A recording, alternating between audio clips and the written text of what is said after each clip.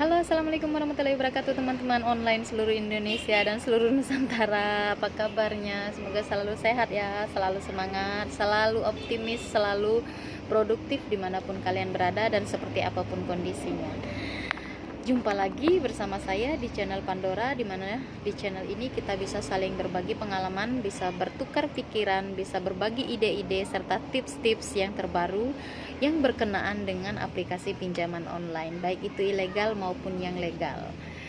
Dan terima kasih juga buat teman-teman yang sudah dukung dan support channel YouTube saya, dan buat teman-teman yang belum dukung serta support channel saya menantikan serta menunggu subscribe dari teman-teman semua demi kemajuan channel YouTube saya.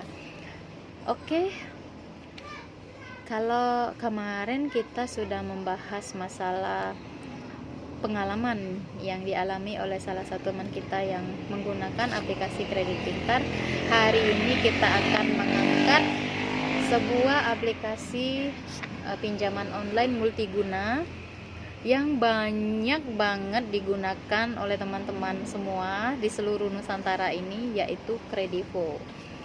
Oke, sebelumnya kita perjelas lagi, Kredivo ini sebetulnya dia pinjaman multiguna ya, karena kita bisa menggunakan pembayaran Kredivo ini di marketplace seperti kayak Tokopedia, Shopee, terus kayaknya marketplace sudah banyak banget deh, kayak Bukalapak gitu, blibli.com, terus JDID itu udah menggunakan sistem pembayaran via Kredivo. Jadi dia nggak mutlak di pinjaman tunai saja. Jadi dia juga berperan sebagai pembiayaan multiguna. Buktinya kita bisa isi pulsa dari sana, bisa membeli token listrik, melakukan pembayaran lainnya melewati aplikasi Kredivo ini.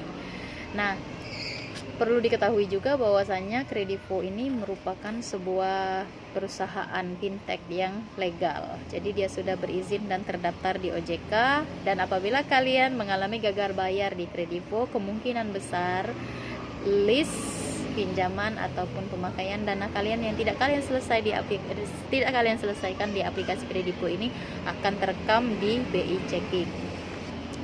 Kredivo ini juga memiliki bunga ya, denda apabila kita mengalami gagal bayar di aplikasinya. Cuman dia ini karena memang pembiayaan multiguna, jadi tetap denda serta bunga yang dibebankan kepada konsumen ini tetap dengan ada aturannya gitu, yang ditetapkan oleh peraturan OJK, bahwasanya memang bunga tidak boleh melebihi nilai pokok dari pinjaman, baik itu multiguna maupun pinjaman tunai.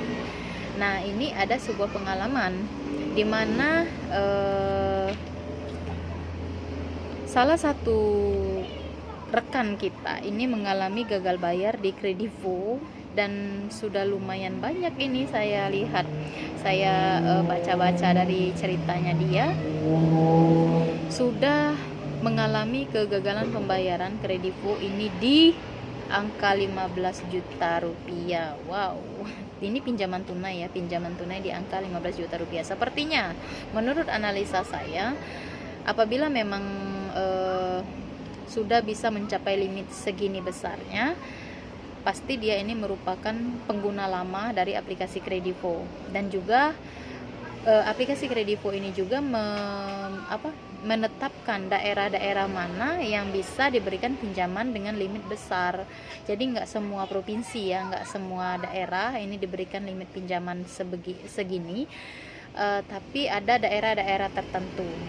Jadi kayak misalnya Jabodetabek itu pasti, Bandung, apalagi ya, Palembang gitu. Kalau di Sumatera itu ada bisa diberikan limit besar gitu, sampai 30 juta kalau saya nggak salah, di aplikasi Kredivo. Nah, berdasarkan pengalaman yang satu ini, dia ini ada di limit 15 juta dan dia sudah gagal bayar hampir 2 bulan lamanya. Lantas apa yang dilakukan oleh ibu ini? Ketika ia memang sudah mengalami kegagalan pembayaran dengan nominal yang begitu besarnya, akhirnya dia pun didatangin oleh DC lapangan aplikasi Kredivo. Akhirnya ini sempat saya dengar juga ya, terjadi cekcok juga, cuman cekcoknya masih dalam kategori wajar ya, belum begitu memancing sebuah keributan ataupun perbuatan tidak menyenangkan, hingga pada akhirnya mendapatkan sebuah kesepakatan bahwasannya ibu ini hanya bisa mencicil. Nah, sementara lewat aplikasi Kredivo itu sendiri dia tidak tidak memberikan fitur dari pembayaran yang bisa dicicil gitu, tidak seperti di Aku Laku bisa. Nah, kalau Kredivo ini nggak bisa. Nah, buat informasi kepada teman-teman yang memang mengalami gagal bayar di Kredivo, apabila memang kalian ingin mencicil hutang kalian di aplikasi tersebut dengan berapapun gitu kemampuan kalian bisa membayar, kalian bisa melakukan pembayaran via Tokopedia. Karena di Tokopedia itu bisa diubah nominal jumlah yang akan kita bayarkan, tetap dengan sistem virtual account. Jadi nanti akan muncul kode VA-nya dan kalian masukin nominal jumlah pembayaran yang akan kalian lakukan atau nominal cicilan yang bisa kalian lakukan. Dan untuk Kredivo ini yang baru saya tahu, untuk mencicil pinjaman di Kredivo ini yang bisa diubah-ubah nominalnya itu hanya di Tokopedia ya, di tempat lain, di marketplace lain ini belum ada. Kalaupun misalnya ada teman-teman yang punya pengalaman, misalnya ada di marketplace apa gitu kan yang bisa dilakukan perubahan nominal jumlahnya, itu bisa kalian share, bisa kalian tulis komentar di bawah untuk sebagai bahan tambahan juga, untuk bahan referensi juga buat saya yang memang mengangkat konten-konten tentang keadaan ataupun kondisi gagal bayar di aplikasi pinjaman online. Nah, sejauh ini saya sudah menemukan sekitar dua aplikasi pinjaman online yang apabila memang kita berniat untuk mencicil pinjaman kita yang sudah gagal bayar, itu bisa dilakukan apabila kita tahu caranya gitu. Jadi di Aku Laku itu memang sudah ada di menu aplikasinya ya. Sementara di Kredivo ini bisa melalui Tokopedia, karena dari sanalah yang bisa diubah-ubah jumlah setoran kita gitu. Apabila kita misalnya mampunya di 150.000, kita bisa ketik di nominal pembayaran itu di 150.000 gitu. Oke, buat teman-teman yang memang masih berkecimpung di zona gagal bayar aplikasi pinjaman online, tetap semangat ya. Tetap niatkan dalam hati untuk segera menyelesaikan pinjaman-pinjaman kalian.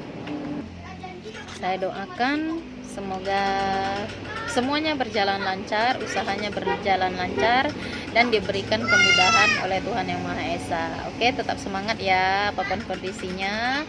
Tetap optimis, tetap berusaha keras, tetap berdoa dan melakukan yang terbaik. Oke, terima kasih. Sampai jumpa di video selanjutnya.